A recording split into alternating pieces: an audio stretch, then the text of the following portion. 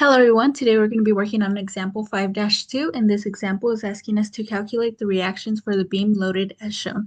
So as you guys can see here, we have a beam that's being supported by a roller at point A and a pinned support at point B. From there we have three forces. So the first thing that we're going to do is we're going to determine the vertical and horizontal forces for this one right here. So that's the first thing that we're going to do.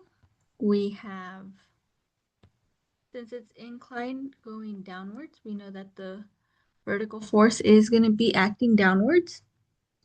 And to determine the force, we're going to do 600 times sine of 45,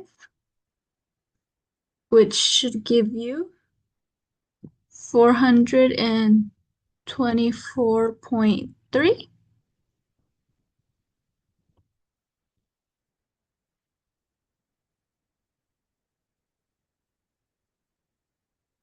And then for our horizontal component, we know that it's going to be acting to the right.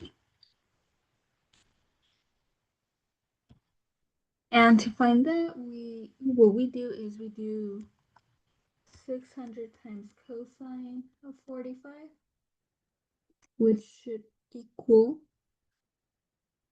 424.3.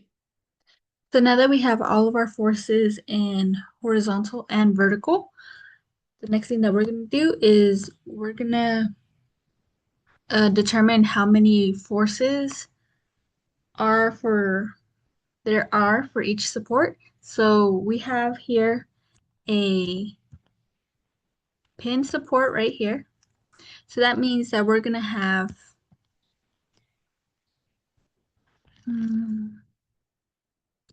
we're going to have a y force right here. We're going to call that b sub y. And then from there, we're going to have a x force. We're going to call that b sub x. From there, we know that our roller, we have a y force. We're going to also assume that it's going upwards. We're going to call that a sub y. So now that we know that we have one x force and then two y forces, now we can continue by determining their values of each of those reactions. So we're going to start off with our x forces. So by our sign convention, anything to the right is positive. So we know that the sum of our forces in our x direction have to equal 0.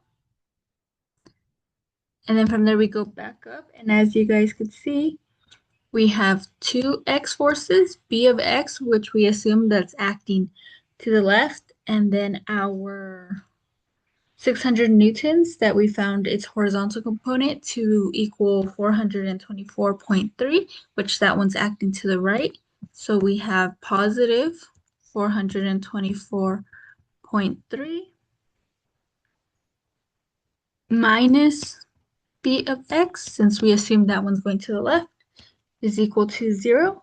So that means that our b of x is equal to 424.3 newtons, and the number came out positive, so that means that we did assume correctly. So that means that 424.3 newtons is acting to the left.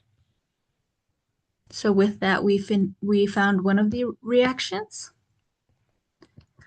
Now from there, we're going to determine, since my next step would have been determining our b of y and a of y, but since we have two unknowns, to be able to determine one and then from there determine the other one, what I'm going to do is I'm going to be finding the moment about point B, because when we find the moment about point B, we know that b sub y will not be creating a moment. So that means we would be solving for a sub y while determining the moment about point B. So counterclockwise, positive. We know that the sum of our moments about point B have to equal 0. So from there, we have a sub y, which is on the left side, acting upwards.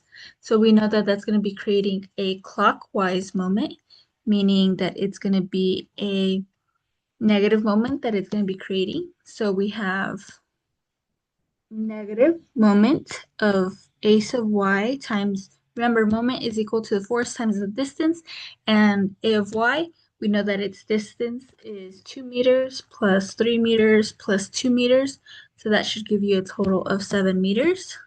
So times 7 meters. From there, our next force would be the 600 times sine of 45, the 424.3. We, once again, that one is on the left side of point B, but since it is acting downwards, this time it's going to be creating that counterclockwise moment. So that means we're going to have a positive moment for that one. Positive 424.3 newtons, and our distance we said is 3 meters plus 2 meters, so that's 5 meters. So times 5 meters. From there, as you guys could see, the force, we have next our horizontal force, which will be creating a moment since it doesn't lie like right there in the middle. And we do actually know the distance of that top of the beam to the middle, which is given to us right here, which is 0.2 meters. So since this force is acting, if it's going to the right, we know it's going to be creating that clockwise moment. So it's going to be a negative moment, and its distance is going to be 0.2 meters. So we have now a negative moment of 424.3 newtons times the 0.2 meters. So now we have our 100 newtons that's located at point D. Once again, it's acting downwards to the left of point B. We know it's going to be creating that counterclockwise moment, and its distance is 2 meters. So we have a positive moment of 100 newtons times 2 meters. And then from there, this 200 newtons is parallel, so it's not going to be creating a moment, nor is B of y, nor is B of x, so those won't be creating the moment. So now that we have all of our forces, now we could simply put that equal to 0. So we end up, if we solve for this, we end up getting that a sub y is equal to 319.5 newtons. And we do end up getting a positive number, so that means that we assumed correctly. So that is acting upwards. So with that, we were able to determine our second reaction. Now from there, we could take the sum of the forces in our y direction, and with that, now that we know what a sub y is, we will be able to determine what b sub y is and not have those two missing variables. So sign convention, any force going upwards is positive. The sum of our forces in the y direction, we now have to equal 0. So from there we have this positive, our a sub y, positive 319.5 newtons, since it's acting upwards. From there, we have our negative 424.3 right here. We have negative 100 newtons. We have negative 200 newtons. And then we have our positive b sub y, which is what we're trying to determine its value of.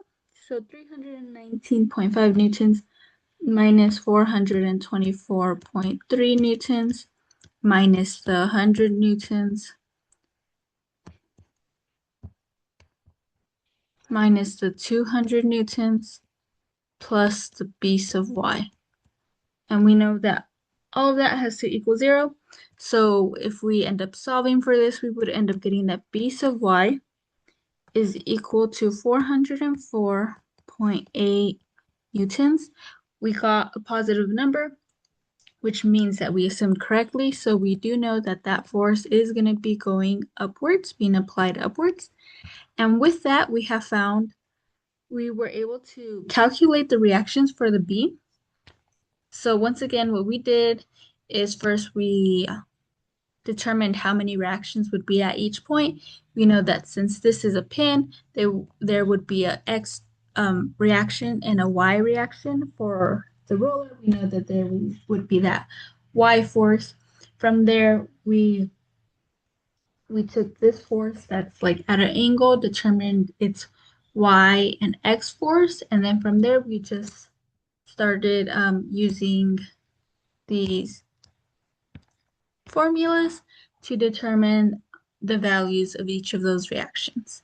Thank you guys so much for watching this video. Please feel free to like this video, and also please feel free to subscribe to our channel if you guys would like to see more videos like this.